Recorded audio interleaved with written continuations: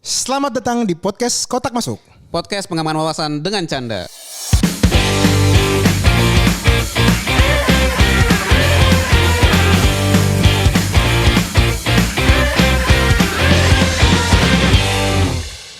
Tiga, dua, satu. Halo. Halo teman-teman, kembali lagi di podcast Kotak Masuk Kembangkan wawasan. dengan canda. Gile Niko.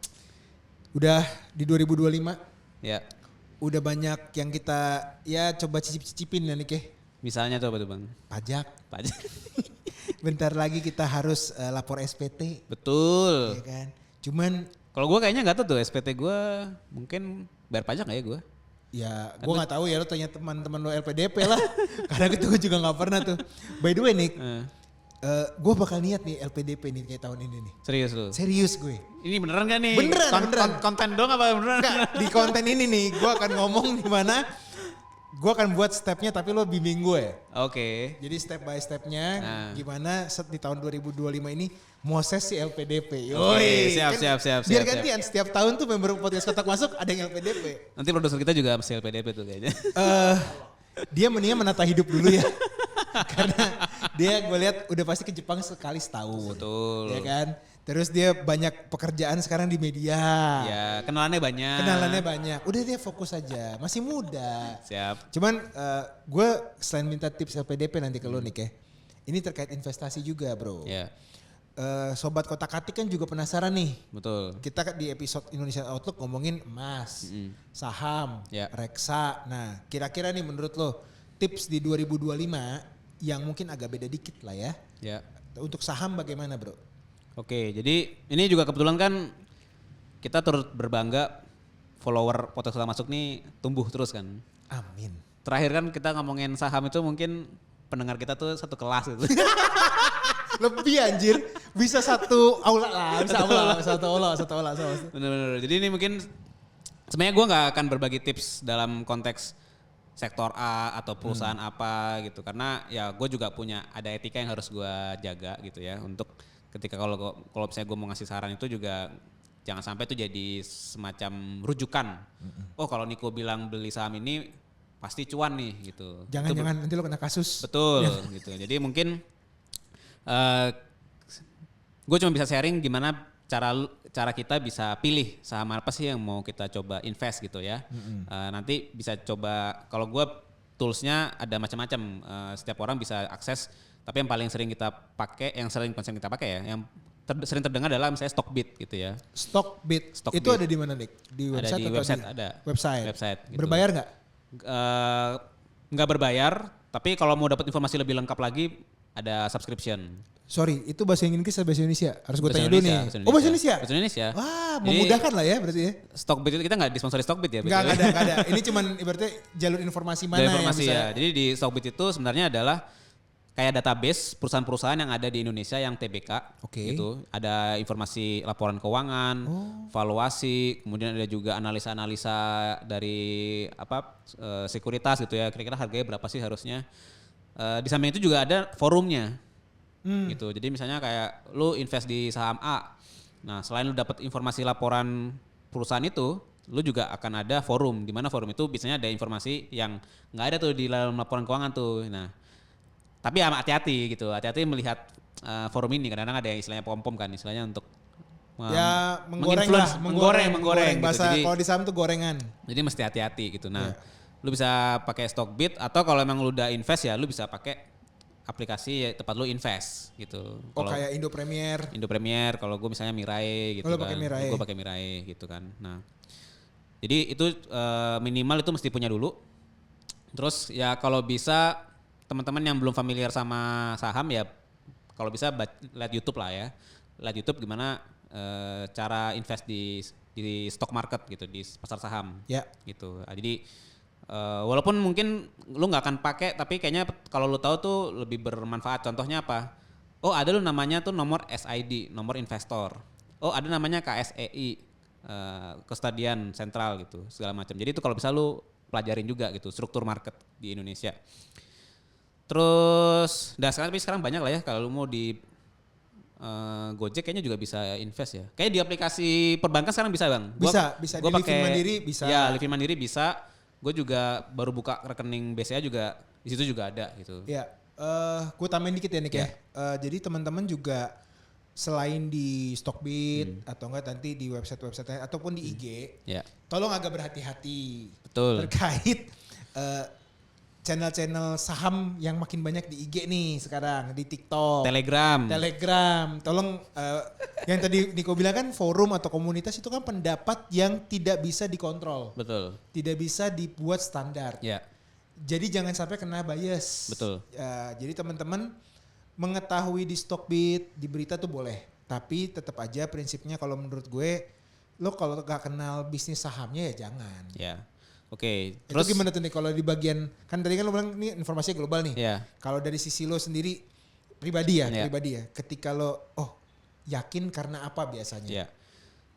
Jadi kalau gue melihat saham itu dari bisnisnya bang. Bisnis kan? Bisnisnya. Okay. Jadi yang mungkin kalian akan sering dengar dulu ada 2 tipe investor.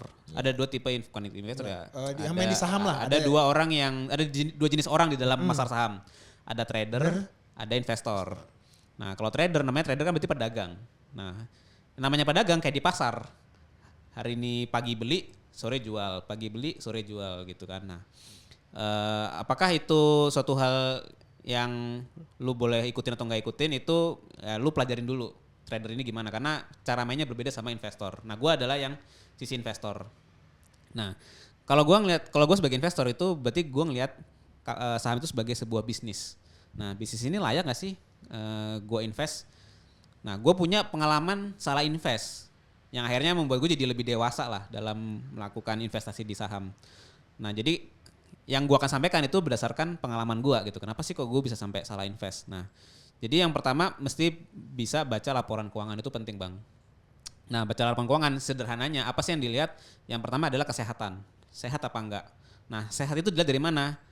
Biasanya utang. Jadi utang tuh kayak lemak. Jangan kebanyakan lemak. Jadi kalau bisa nyari perusahaan tuh yang lemaknya ya boleh ada lemak, pasti manusia butuh lemak. Seperti perusahaan itu juga sebenarnya butuh hutang. Kalau lo nggak mau utang juga boleh. Cuman kan jadi kayak kurus gitu loh. Gak akan ada besar-besarnya. Iya bener. Nah kan lu pengennya kayak berotot tapi juga nggak kering-kering banget lah gitu loh. Nah jadi lihatlah utang. Biasanya kalau indikatornya tuh adalah debt to equity ratio. Yes. Jadi porsi hutang dibandingkan dengan porsi ekuitas. Yeah. Nah itu biasanya kalau gua ngelihat maksimal 1. Jadi kalau lu naruh duit pribadi lu 1 juta, maka maksimal utangnya 1 juta. Nah kalau lebih dari itu boleh nggak? Boleh aja, tapi lebih berhati-hati. Tapi kalau gua biasanya amannya maksimal 1. Gitu, itu yang pertama. Yang kedua, itu dia liquid apa enggak? Liquid itu maksudnya gimana? Jadi namanya perusahaan itu kan dia tuh punya utang tuh jangka panjang, ada utang jangka pendek. Nah jangka pendek itu apa? Misalnya kayak toko lah. Kan nggak semua toko kelontong itu beli pakai cash. Beli dari distributor pakai cash. Kadang dia juga pakai kasbon juga gitu. Nah, ketika lu lihat perusahaan, nah lu lihat cashnya dia cukup nggak sih buat bayar utang jangka pendek dia. Nah itu ada namanya current ratio. Jadi current asset dibandingkan current liability. Nah itu kalau bisa minimal 1, lebih tinggi lebih baik. Beda sama tadi tuh. Kalau tadi itu kan debt to equity itu kan porsi utangnya jangan kebanyakan, maksimal 1. Nah tapi kalau ini liquidity ratio minimal kalau bisa 1. Lebih tinggi lebih bagus. Nah itu kalau dua itu aja mungkin yang sederhana ya. Itu kalau terpenuhi itu nih sehat. Nah pengalaman gue pernah invest di 2 saham yang cukup fenomenal. Dua-duanya akhirnya kena kasus terlilit utang. Yang satu bertahan hidup, yang satu kayaknya mati. Salah satunya perusahaan tekstil. Nah udah cukup sampai situ aja tuh. Karena gue terlalu confident. Ya, overconfident. Cuma gue tambahin nih, dari sisi, tadi lo bilang kan ada investor, ada trader. Ya. Trader kan yang melakukan penjualan saham tuh setiap hari. Yeah. Atau enggak dalam waktu lebih pendek daripada investor. Gue tambahin satu lagi, ada jenis baru. Apa tuh bang? Dreamer. Jadi lo cuman buka rekening saham, tapi gak lo jadiin. Oke. Oh ada ya? Ada men. Jadi ada orang atau enggak jenis orang baru sekarang adalah Dia udah ngerti Yeah. cara buka rekening saham. Dia ada di Livin Mandiri lu segala macam lu punya kan? Ada.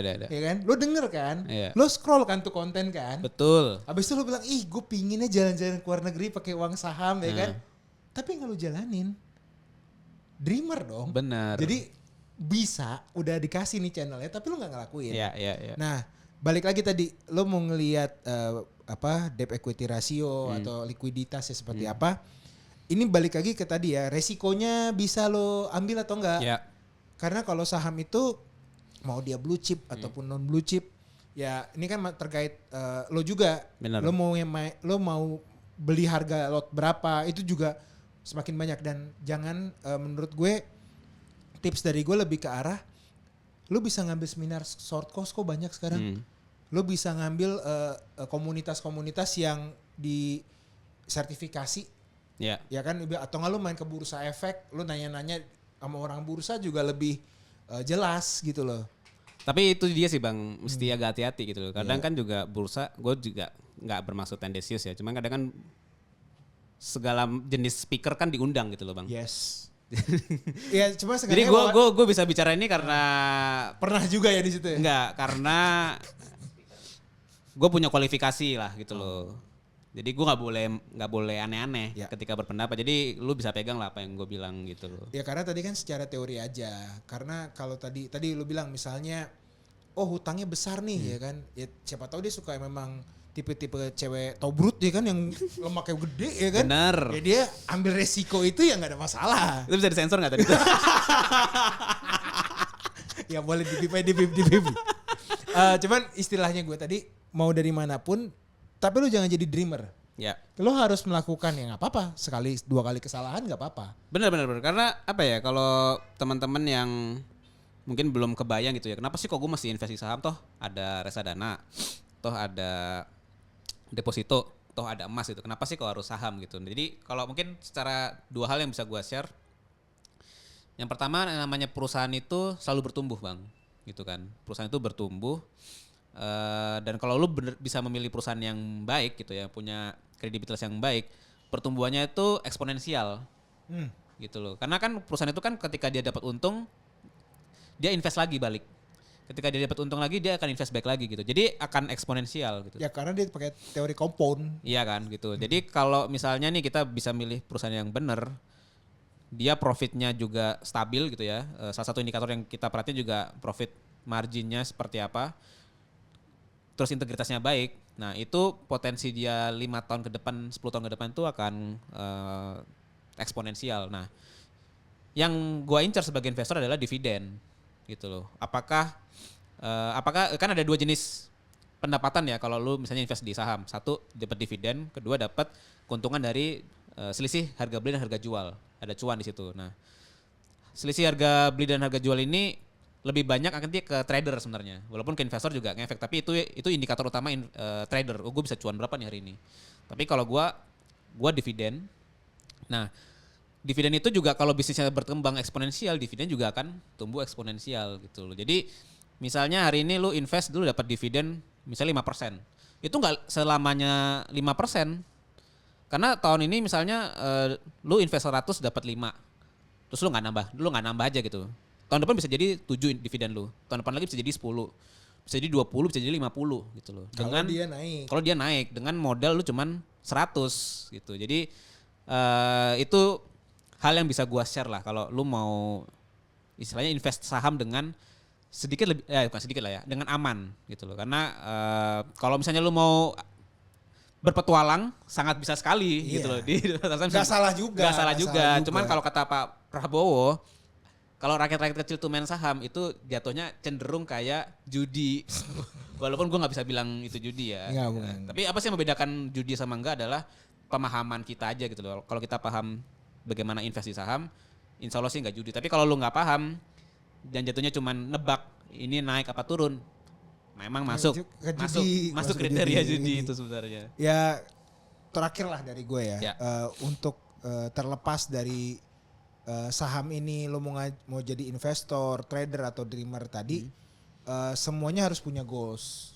Ya. Jangan sampai lo nggak ada goalsnya. Kan itu udah pernah kita bahas di 2024 tuh. Betul. Kalau goalsnya memang untuk gue mau nyari buat dana pendidikan anak gue biar 5 tahun ke depan, itu menjadi sebuah pagar yang baik. Ya. Nah, jadi di 2025 ini yang kita bahas juga di Outlook kan semuanya masih abu-abu ya. Tetap optimis tapi jangan terlalu pesimis juga. Taruh goals lo aja, misalnya 2025 gue mau ke Jepang pakai uang saham ini nih.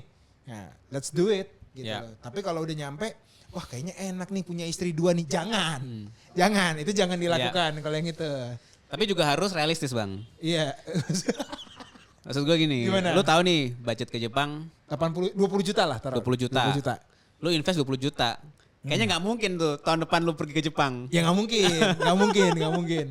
Jadi kalau justru ini, kalau lu misalnya nggak realistis, keputusan lu juga jadi liar. Betul. Lu jadinya kayak panik.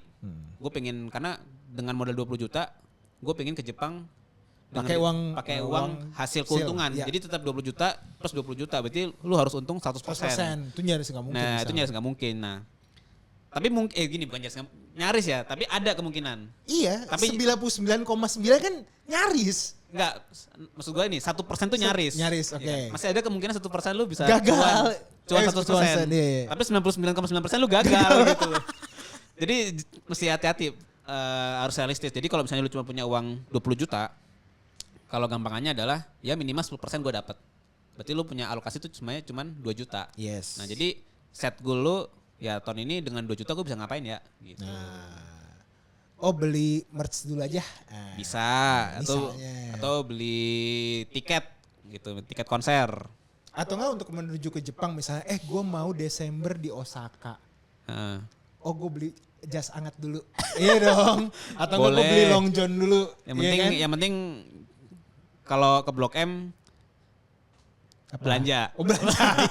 Belanja. Gue udah takut. Belanja long john tadi. Iya long john Nick. Ya itu aja teman-teman ya. Siap, itu aja mungkin tips yang bisa kita share. Sampai ketemu lagi di episode selanjutnya. Ciao. Bye-bye. Bye-bye.